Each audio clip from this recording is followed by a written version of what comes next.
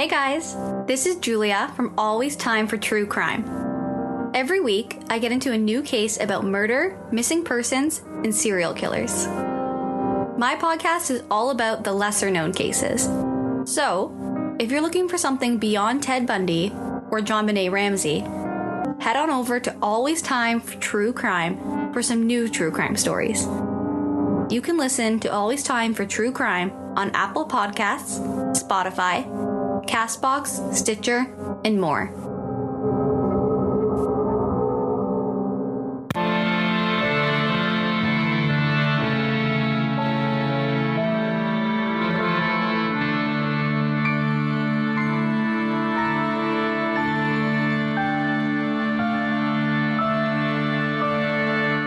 Hello and welcome to Ye Olde Crime, where we discuss the funny, strange, and obscure crimes of yesteryear.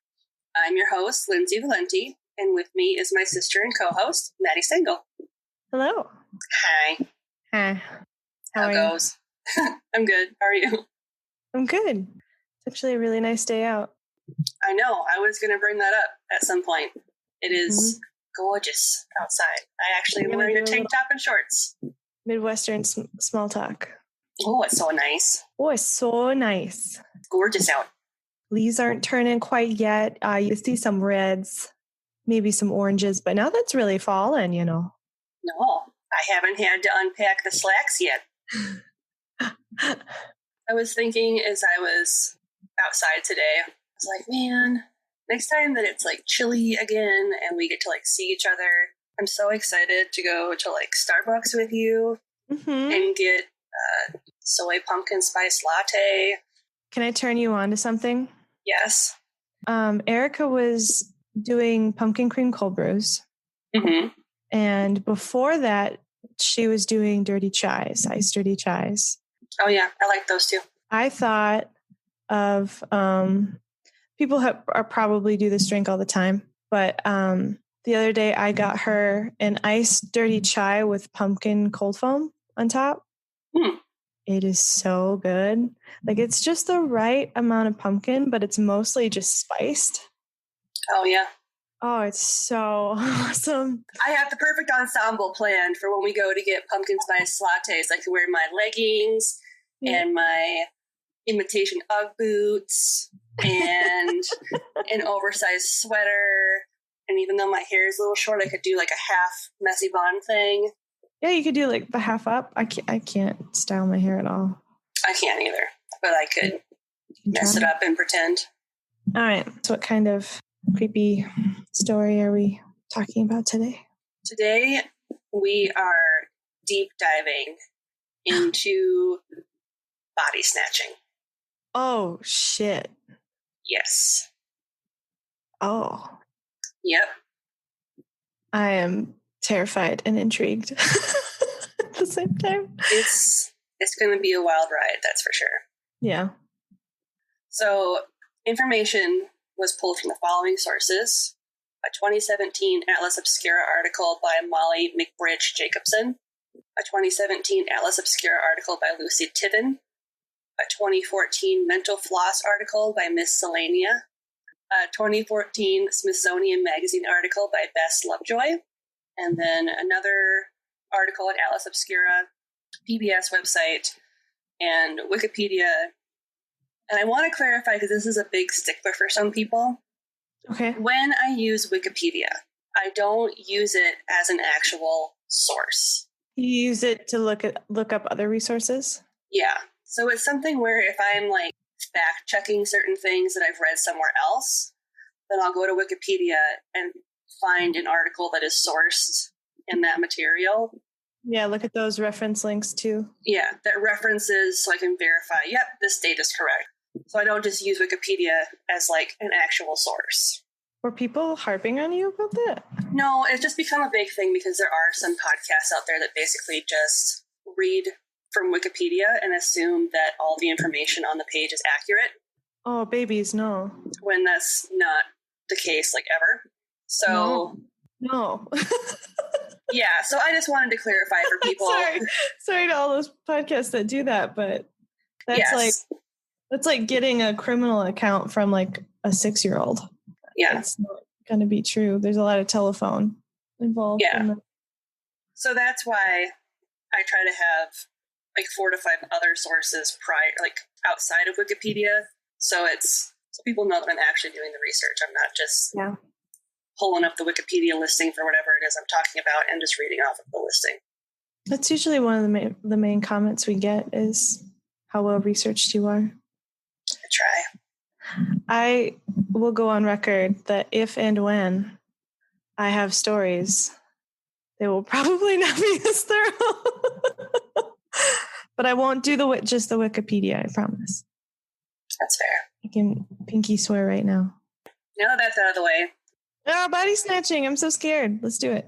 So links to all those articles will be in the show notes, as they usually are. So, yes, we're discussing the practice of body snatching, and we'll talk about its rise in popularity during the height of the study of anatomy and medicine. Oh, yep. And also its practices around the world.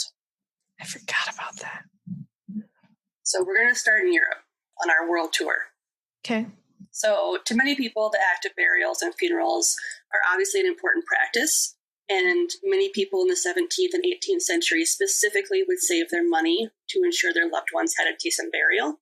And as we mentioned in the fairy coffins episode, it was a common belief at that time that you could not rise during the second coming if your body wasn't whole, which is why the very idea of body snatching was such a terrifying thing for so many people, to the point where some would even put it on the same tier as cannibalism as far as how awful they viewed it. Dang.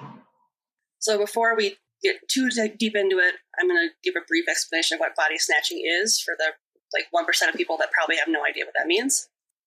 Okay. So body snatching was a term coined regarding the practice of secretly removing corpses, usually fresh ones, from graves for sale. These corpses were primarily sold to medical schools to use for demonstrative purposes during dissection and anatomy lessons. Yep. Which was necessary. You got to learn what you're digging around for if you want to be a doctor or surgeon. You can't just guess which one's the stomach. And which is the spleen, yeah. Yep. So the first known case of this practice took place in 1319 in Bologna, Italy, and was committed by 4 medical students. Okay. Because several years prior, Professor Londinus had revived the study of anatomy in Bologna by conducting public dissections.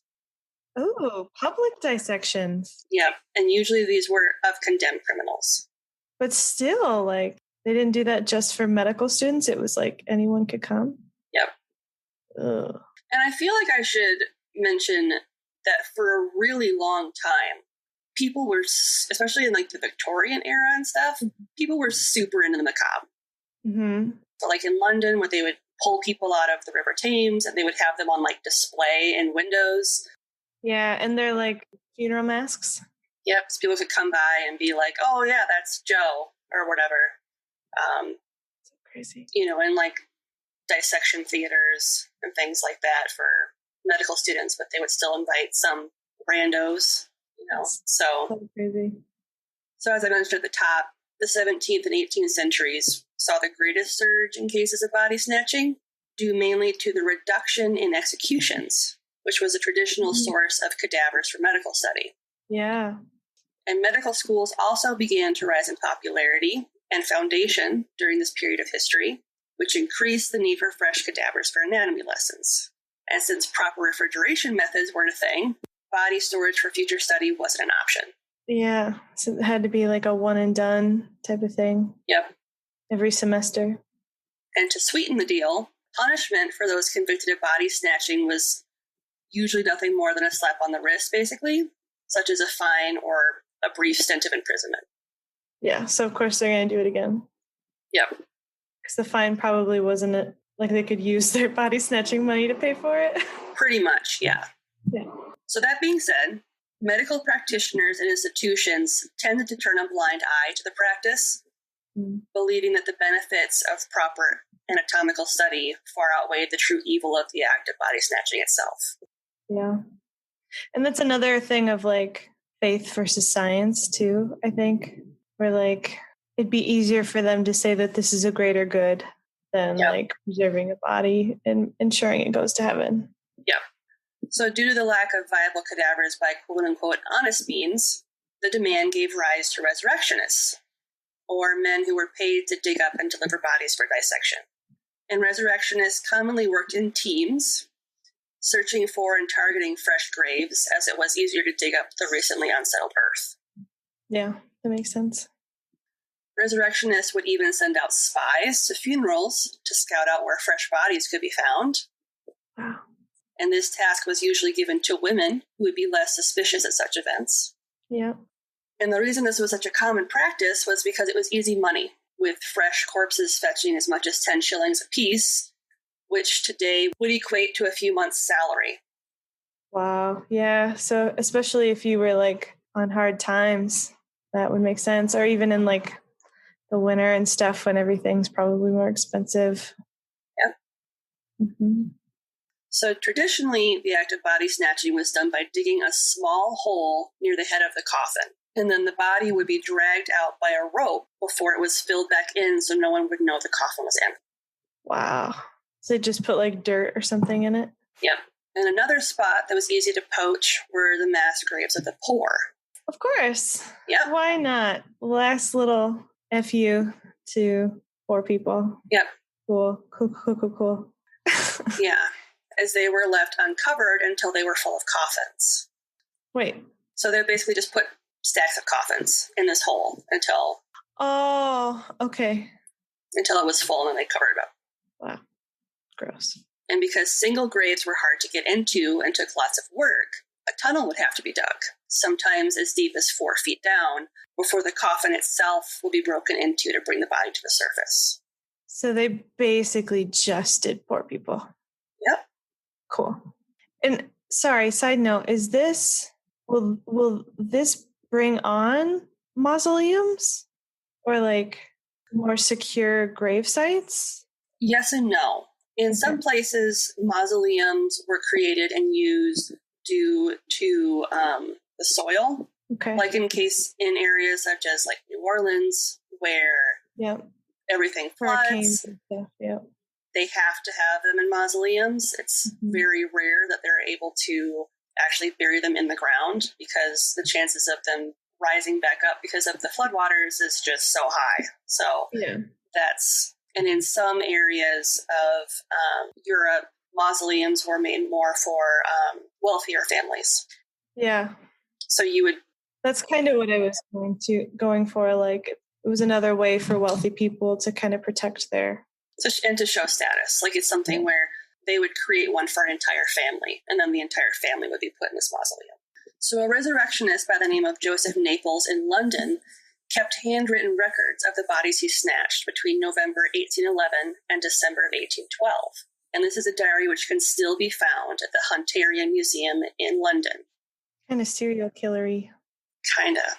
And in one entry, written January 13th in 1812, he details his haul over the course of the night, which is as follows. Quote, took 2 of the above to Mr. Brooks, and 1 large and 1 small to Mr. Bell.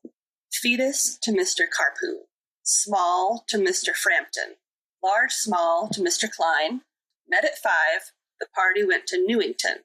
2 adults. Took them to St. Thomas's. End quote. So I'm assuming a small would be a child or maybe a woman. So the term large referred to an adult, and small referred to a child. Yeah.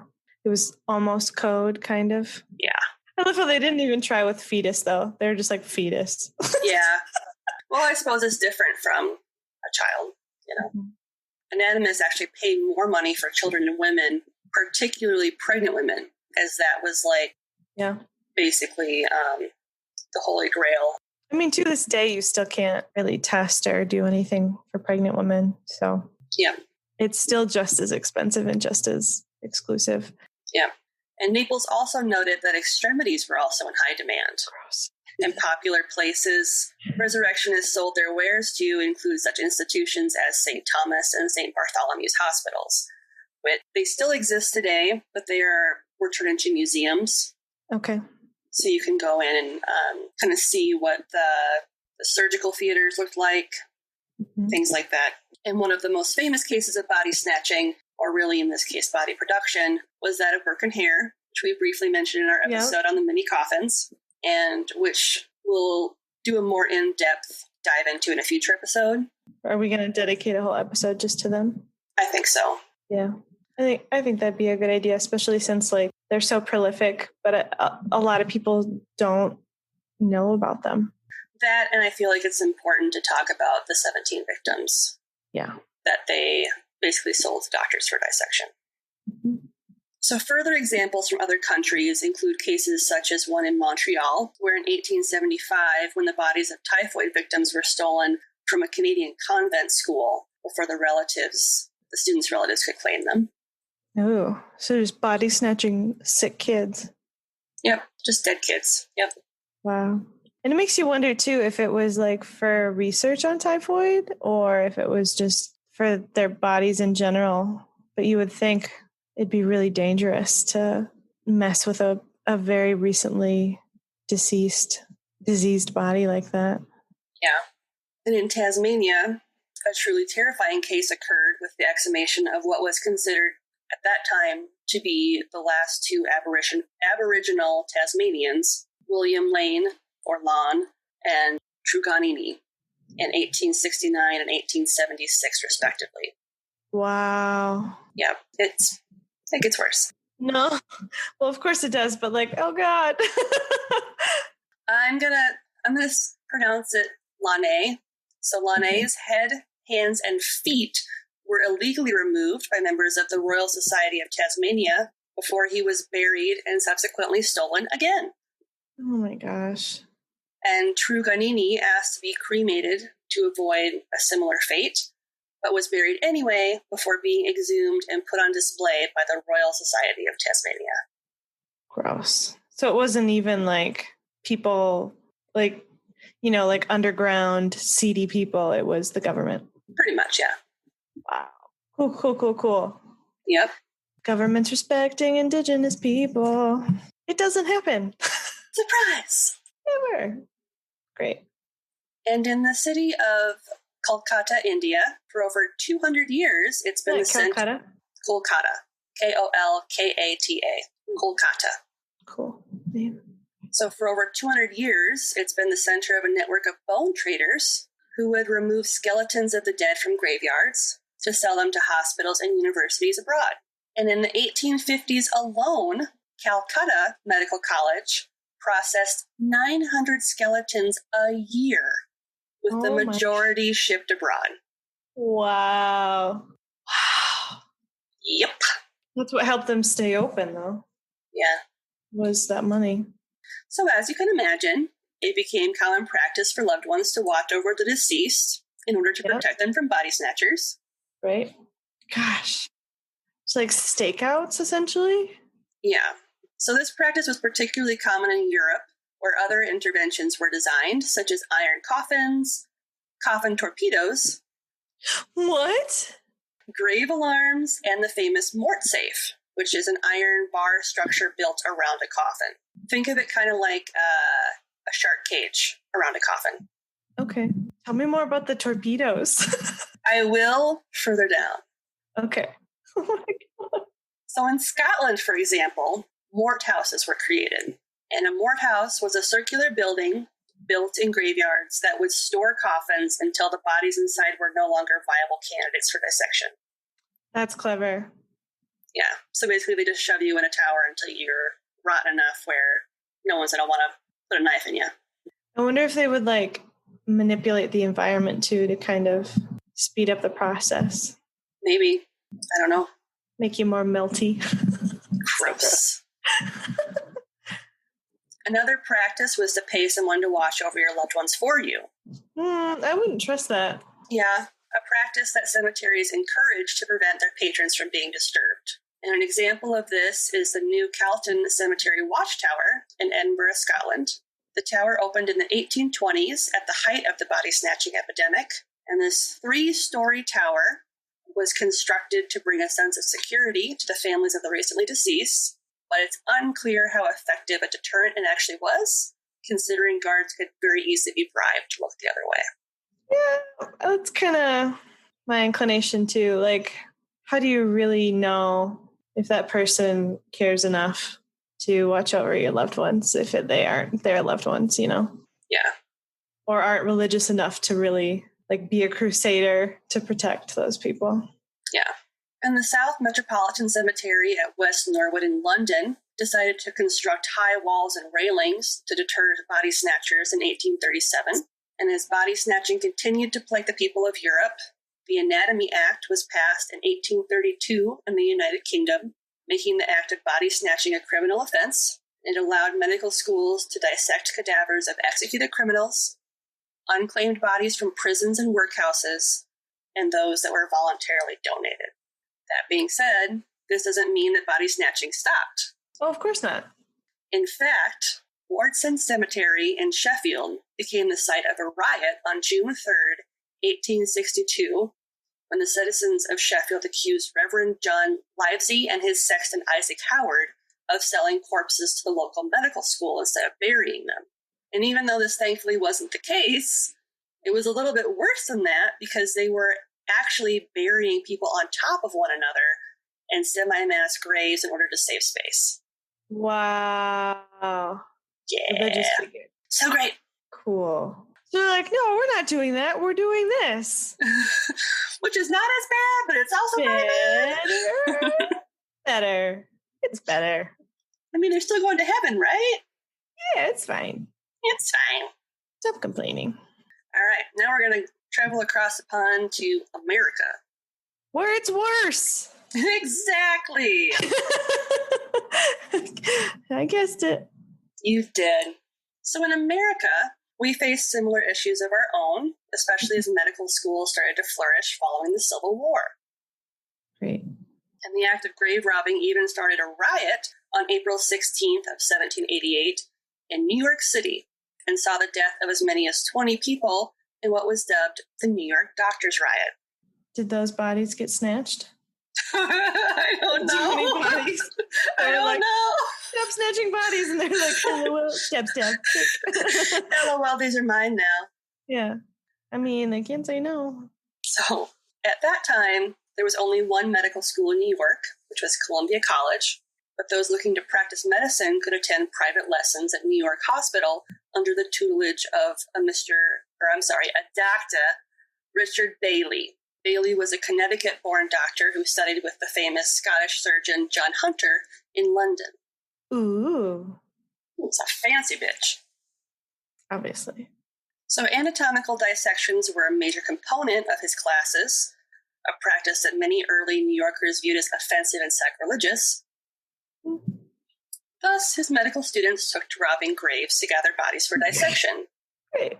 With the bulk of their cadavers coming from, you guessed it, the Potter's Field, where the poor were buried, and the local cemetery known as Negro's Burial Ground, where, Great. Yep, the city's black population was buried.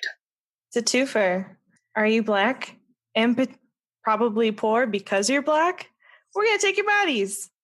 And even though petitions were submitted by the black populace of the city asking for the practice to stop, the powers that be were willing to turn a blind eye on the practice as long as it just affected the poor and the black. Yep. Just don't touch my children or my parents. Yep. This practice went on for 2 months until February 21st, 1788, when the Advertiser newspaper published a story about the snatching of a white woman's remains from Trinity Churchyard. And since it was a white woman, now it was personal. Oh, yeah. People care now. Yep. Yep. And accounts differ on how the riot officially started, but what's known is that a mob of men stormed the hospital's anatomy room, forcibly removed the corpses, and burned them in the streets. Oh, better. Yeah. Yes. You wanted to protect the integrity of a body. Light it on fire. Snatch it from a body snatcher and set it on fire in the streets. I'm sure you're going to clean it up and bury it too. Yep. Good plan, guys. Good plan. And while most of the doctors and medical students had fled upon the arrival of the mob, a few had stayed behind in a vain effort to prevent the destruction of the cadavers, and would have found themselves set ablaze as well if Mayor James Duane and the sheriff hadn't arrived on the scene to escort the medical professionals to the jail for their own protection. Wow. It gets better. So the next morning saw the mob scouring the city for doctors, medical students, and bodies. Great. Let's just kill all of the healthcare staff. That'll be super helpful for everybody. Yep. They descended on the Columbia Medical School, and even Alexander Hamilton, who was an alumni of the institution, couldn't persuade them to stop their raid. Wow. Hear that, Lin-Manuel? I know. They searched the anatomical theater, museum, chapel, library, and even the dormitories in search of bodies and body parts, and they even searched several doctors' homes before heading towards the jail. Wow. Okay, challenge. If Lin-Manuel Miranda ever gets wind of this, try making a Hamilton rap about Hamilton trying to prevent protesters from going through doctors' homes to snatch Body parts. That'd be hysterical. Hamilton 2, body snatching. So the crowd, which had grown to an estimated 5,000 people, attacked the jail armed with rocks, bricks, and timber from the nearby gallows, demanding blood. Great. Ironic using the gallows. Right? I loved that part. I was like, poetry, yeah. After fighting ensued between the mob and the local militiamen who had been called in to assist, an estimated 20 people were dead. So following the riot, people regularly patrolled the cemeteries in armed groups known as dead guardmen. Cool. To protect their recently deceased loved ones. None of the physicians were convicted of any crimes, as they noted that they had never robbed any cemetery, quote, in the city, which was the key to their defense, as the poor and black of the population were always buried outside the city limits. Of course. And they weren't the ones that did it. It was their students. Mm-hmm. It was them. Other anatomy riots took place around the country, with medical historian Michael Sapple noting that at least 17 took place between 1765 and 1854 in cities such as New Haven, Baltimore, Cleveland, and Philadelphia. And a year after the doctors' riots, anatomy acts known as bone bills were passed to legislate the supply of cadavers. So basically, finally putting regulations on it. Yes. So in New York, they passed, and this is the longest name of bill ever, quote, an act to prevent the odious practice of digging up and removing for the purpose of dissection dead bodies interred in cemeteries or burial places, end quote. Even with this law in place, with the punishment if caught, meaning you'd be put to death and dissected yourself, it didn't stop the practice of grave robbing. Of course not. It just encouraged would-be body snatchers to be a bit more discreet. Yep. And a perfect example of this would be the mass body snatching of 39 Dakota warriors who were publicly hung following the Dakota War of 1862. Great. After they were cut down, a group of doctors stole the remains from their riverside graves, and each took one or more for themselves to dissect. Yet again, white people hurting indigenous people. Yep. Cool. Cool. God damn it. And tales of grave robbers littered the local papers across the country, with at least 12 cases reported in 1878 alone, including the body of the late Ohio Congressman John Scott Harrison, who was the son of William Henry Harrison, the 9th President of the United States. Ooh, they snatched his body? They snatched his son's body. Another famous case was the body snatching of Alexander T. Stewart on November 7th, 1878, from the St. Mark's Church in the Bowery in New York City. Why is it famous? Because to this day, Stewart remains the 7th richest American of all time, and I plan to cover his bizarre case in more detail in a later episode. Wow. Because it is bananas. I'm excited for that. And families were determined to protect their loved ones, and began by placing large stones on lids of their coffins to prevent their desecration. But other methods were quickly developed. Just like in Europe, mort safes, the metal cages, became popular amongst those who could afford them, and American inventors quickly got to work devising ways to thwart would-be grave robbers. A great example of this would be a design by Philip K. Clover of Columbus, Ohio, who patented the coffin torpedo in 1878. Yay! Torpedoes! The premise was simple. The instrument acted like a small shotgun attached to the coffin lid to prevent resurrectionists from gaining access to the corpse. If anyone attempted to remove the body, the torpedo would release a lethal blast of lead balls when the lid was pried open. So it was essentially a bomb. Pretty much.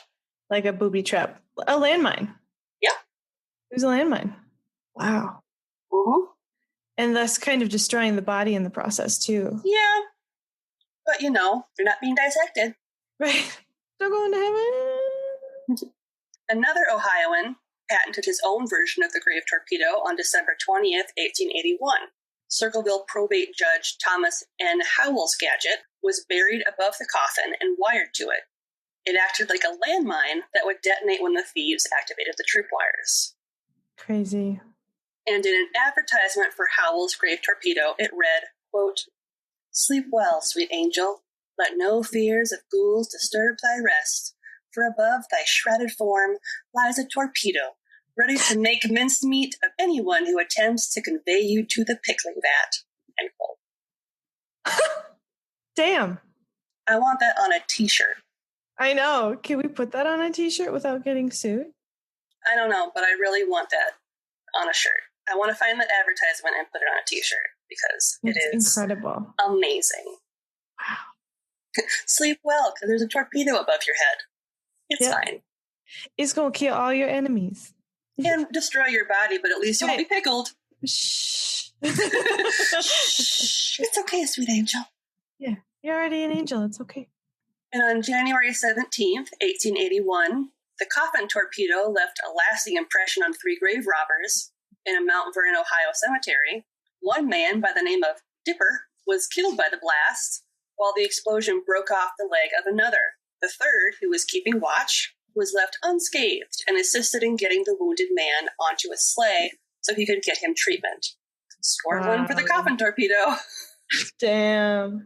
I'm sorry, but how terrifying would it be to see someone get blown up by a coffin torpedo? Oh my God, that'd be so scary. All those little lead balls? Oh my God. Nope. Ooh. Like, do they just explode? Like, how does it work? I don't want to know, but I want to know. Yeah. So other means that the mortuary industry devised to protect the interred included using sealed shipping crates as makeshift vaults, hidden locking mechanisms on casket lids, and cast iron coffins. And even with the creation of these crazy body snatching preventions, it's unclear how prolific their commercial success actually was. Yeah. In fact, the most effective means of body snatching prevention was just time. All one had to do was watch over a grave for a couple of days or weeks, depending, to ensure the body could begin to decay, reducing its viability as a cadaver for dissection. That makes sense. But it could still be a skeleton. That's true. So that is the super morbid and fascinating history of body snatching. Wow. Gross. I will say that the practice continued through the late 19th century, and there are some reported cases of it still taking place today. But yeah, I'm not surprised. It's not obviously not as prolific as it was during the time of the 17th and 18th centuries. It's crazy. Wow. So even though I'm being cremated, it'd be kind of funny if I could have been buried with a coffin torpedo above my head. You still could. They don't need to know that you're just bury your urn. I'm going to be a tree. I am too. You are? Mm-hmm. Did you pick what kind of tree you're going to be? A weeping willow. Oh, nice. What kind of tree are you going to be? I wanted my loved ones to decide, but it has to be one that flowers. So could it be like a maple? Like a sugar maple? Mm-hmm. Like an orange tree maybe too, because they flower. Yeah. Sugar maples are pretty. Did you decide like which forest you're gonna hunt with your friends? There's like a set amount of like already made gray foresty things. I haven't picked one yet. I was gonna leave that up to them too, because I was gonna have them pick whatever part of the country they would want to visit the most. Makes sense. So, because there's one here in like Mounds View or something, I think. Ugh, Mounds View. Right. I'm sorry, people in Mounds View. LOL. Sorry, not sorry. But there's one in like Colorado. There's a couple in like some mountainy areas on the East Coast and on the West Coast. So I thought, you can bury me somewhere that you'd want to potentially visit. Yeah. So you could see me if you wanted. Like there's no pressure. It's just a tree. Yeah. But there's no upkeep. This is true. If the tree dies, it dies. How it works. So there's no grave cleaning involved. But so I've also heard that fruit from a tree that has a body underneath it is sweeter. Would it technically be cannibalism? I mean, I wouldn't want to eat it. It That's might just be me. Cannibalism. I don't think I could ever eat it too. Like it's morally ishy. Yeah, I would never eat a Maddie apple. No, that's cool. Lindsay lemon. I mean, I couldn't eat myself because I'd be dead. Yeah, right. If I could, I wouldn't. We'll just say that. There you go. That just reminds me of, do you remember in Fried Green Tomatoes when the little boy loses his arm and they have a funeral for his arm because they bury it? Yep. Oh my God. It just reminds me of that. I can't wait to haunt a forest though. It's so cool. I'm gonna spoopify it. It'd be cool if there were a bunch of other ghosts there too, so you would have to be in this like... Just hang out. And then like anybody who chooses to be a tree is already kind of like hippy-dippy, It'd be like an ethereal commune, basically. Mm-hmm. Be cool. I like it. And then if people like the Zach Bagans type come, you can like shake your leaves. And then you can steal his stupid glasses. Can you be like a crab apple? Well, the trees in the Wizard of Oz that like throw their apples. Yeah. Yeah. You could be like a whomping willow. There you go. Beat the shit out of people that come in and are like, "Hey, show me your ghost." And they just start like throwing acorns at you or something stupid. Ooh, motherfucker. Take this tree. I wonder how they do that. We should check one out one time. See if they have like little plaques or something that kind of like markers. Yeah. Yeah. Interesting to see. And that'd be cool to know how they do that. If they have like GPS markers on the trees. Yeah, that'd be cool. So this week's podcast plug is the Always Time for True Crime podcast by our friend Julia. Hi, Julia. Good morning, Julia. Hello. How's your mother? Good morning, Julia. It's me, Lindsay. Just talking about your podcast. It's so nice, So her podcast covers murders, serial killers, and missing persons. Mm-hmm. She does an amazing job with her research. She is super funny. I highly encourage people to check out her podcast, which we will have a link to in the show notes. It's a good time. Awesome. I promise it's a good time. And this week's question comes from Christine and Jen of the Nopeville podcast. And they're curious to know, who is your podcast idol? You go first. Aaron Mahnke, as you see.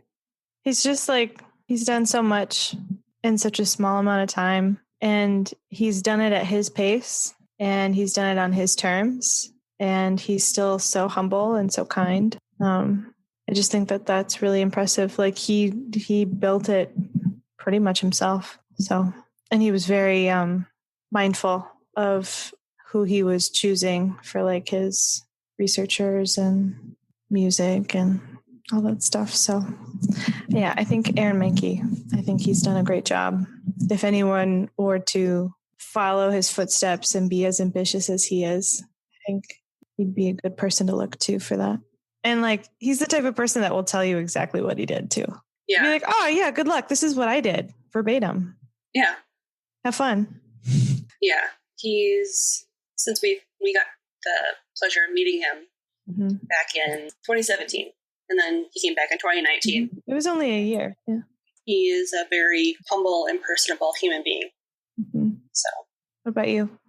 Well, since you picked Aaron. You made me go first. So I did make you go first, so you won. But another one that I look up to a lot is Phoebe Judge from Criminal. Oh, yes. Yep. For a couple different reasons. One, her voice, obviously. Mm-hmm. And the cases she covers and the way she speaks with the people that she talks to for the cases that she covers, I think she does an excellent job. And I really enjoy her other podcast, This Is Love. Mm-hmm. So if you haven't listened to it, it is lovely. It is. I know. I've listened to it. So every time I listen to an episode of it, I walk away feeling like my faith in humanity has been restored a little bit. She's an incredible journalist. She is. She is. She knows how to spin a story. She does. And I think one of my favorite. Well, thank you for the question. That was awesome. Yeah. So what's something good you'd like to talk about this week? We can do a puppy progress report. So I mentioned my boyfriend's puppy, Chief. He's 9 weeks old this week. So it's still just a little too early to really potty train. We're doing our best to let him out when we can, but his body really isn't physically capable of holding anything yet. But one thing we noticed is if he doesn't alert us fast enough, he does try to go into the crate where the puppy pad is. Oh, that's good. Yeah, he was actively seeking that spot. And yesterday, I noticed twice that he looked at his leash. And so that's the second he sniffed his leash, I let him out and he peed. And the third time he alerted us, he scratched the door. That's awesome. I know. He's so smart and he's only 9 weeks old. So remind us what breed of dog he is. He's a German short hair pointer. He is also fucking adorable.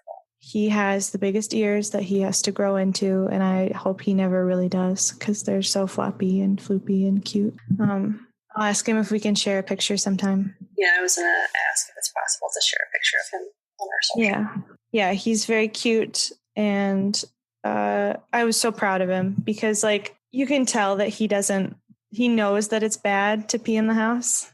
Mm-hmm. There was one time where it was pretty deliberate on his end. And so I put his nose in it the way you're supposed to. Yeah. Right when he does it, nope. And then I didn't do that again. And after I did that was when he sniffed his leash twice and scratched the door. That's good.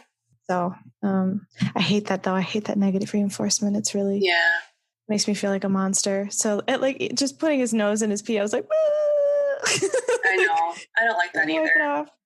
So hopefully I never have to do that again. I don't want to. But yeah. What's yours? What's your good news this week? I wanted to use my something good this week to shout out all of the educators out there. Yeah. Because kids started school this week, and so far it's been going really well. Awesome. So my youngest is going full-time in person to first grade, and my oldest is going part-time to school for middle school, her first year of middle school. And the days she's not physically at the school, she's doing distance learning. Mm-hmm. And sounds hard to plan. Yeah, and I appreciate all the hard work that these teachers are having to do to ensure that they're there and available for not only the kids that they're teaching in person, but also the kids that are learning remotely. Because you can choose to not have them go, right? Yeah, you could choose to have them do distance learning. Okay. But my kids need that structure.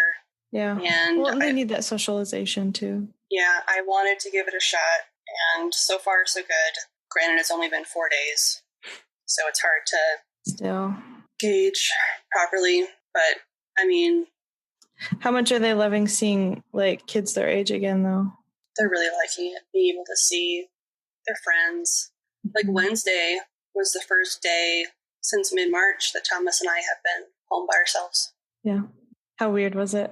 It was very quiet.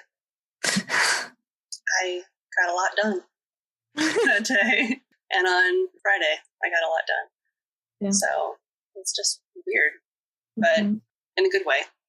Yeah. So, and I do also want to, I put out a call on Twitter today, which is Sunday when we're recording. asking for spooky stories that we can include in our October issues. And by issues, I mean episodes, because I kind of forgot that we're doing a podcast. It's fine. We come from a journalism. Yeah. You could just use it.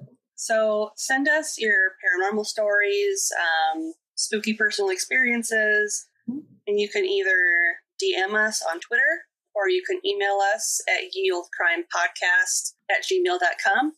Did we get any emails of gifts yet? No. Oh, man. I know, I'm so upset. I'm so bummed. Someday. In like 3 months, we'll get one. Yeah. From somebody who's just starting to listen. And I'll be like, oh, remember when? Or you'll be like, ew, gross. Why did they do this? Who is this weirdo and why did they send me just a single GIF in an email? Rando. Spooky stories. Help us out. We wanna be freaked out too. Yeah, and I think it'd be really fun to include spooky stories in our episodes. Absolutely. Had one come through so far, which I am pumped about. That's very exciting. Cool. Yeah. You can find us online at yeoldecrimepodcast.com and follow us on social media at yeoldecrimepod on Twitter and yeoldecrimepodcast on Instagram. You can also email us at yeoldecrimepodcast@gmail.com. As we said, we're looking for spooky stories for the month of October. And to sweeten the deal, for people who send us their stories, we'll send you something fun as a thank you. Mm-hmm. And if you're enjoying the podcast, we hope you will consider giving us a 5-star rating or review on Apple Podcasts or Podchaser or wherever you listen to us. And if you are like, man, I would really like to see some more behind the scenes content and watch funny episodes and get some exclusive merch, you should become one of our patrons. You can do it for as low as $5 a month, and that will get you access to bonus content, bonus episodes, and you will still be able to get the patron-only merchandise that we will have available. We're super excited about. Yeah, I am pumped. If you want to rock our other merch, if you want to purchase mugs, tote bags, stickers, pins, shirts, onesies for your friend's baby, you can look at our merch. Not your baby. It has to be your friend's baby. It has to be your friend's baby. Don't be selfish. Just for the love, man. It's the perfect Christmas gift. You're right. It's coming up. Check out our TeePublic. There's sales going on all the time. In fact, I can probably tell you when the next sale is going to be. So give me 1 second. I can tell you when the next sale's going to be. There's actually going to be a sale the week that this episode comes out, starting from the 16th to the 18th. That's awesome. So get on it, fam. There's going to be 35% off everything in the store. That's awesome. Great time to pick up some merch. For Christmas. For Christmas. Or even just because September right now, get it in time for October. There you go. Rock it for Halloween. Yep. Spooky Halloween. Don't sue us. And you can find links to everything that we just mentioned in our show notes, as well as a link to our Buy Me a Coffee, which is a one-time donation that you can give to us in any amount, starting at $3, which is less than a cup of coffee, actually, at any real chain of coffee shops. Right. So it's a pretty sweet deal. It's pretty great. We don't want to brag about it, but it's pretty great. Yeah. And I can say a special thank you to people who have bought us coffees. Yay. So our friend over at A Nightmare